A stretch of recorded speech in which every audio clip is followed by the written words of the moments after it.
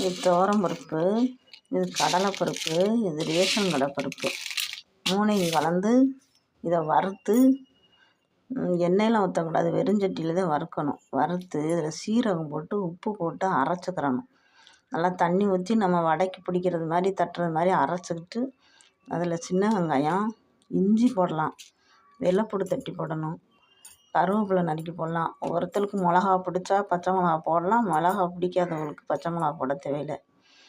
இதை குழம்பு நம்ம புளிக்குழம்பு வைக்கிறது மாதிரியே தாளித்து விட்டு கொதிக்க விட்டு குழம்புல கொஞ்சோன்னு தேங்காய் ஊற்றலாம், இதில் கொஞ்சம் தேங்காய் போடலாம்.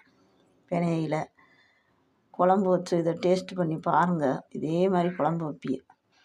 எல்லோரும் யூடியூப்பில் போடுறாங்க, நம்ம பச்சையை ஊற வச்சு அதை இட்லி சட்டியில் அவிச்சு குழம்புல போடுறாங்க. அப்புறம் எண்ணெயில் வதக்கி விட்டு உருண்டை உடிச்சு குழம்புல போடுறாங்க. அப்படிலாம் போட்டால் பச்சை வடை தான் வரும். வறுத்து வைங்க, டேஸ்ட்டாக இருக்கும்.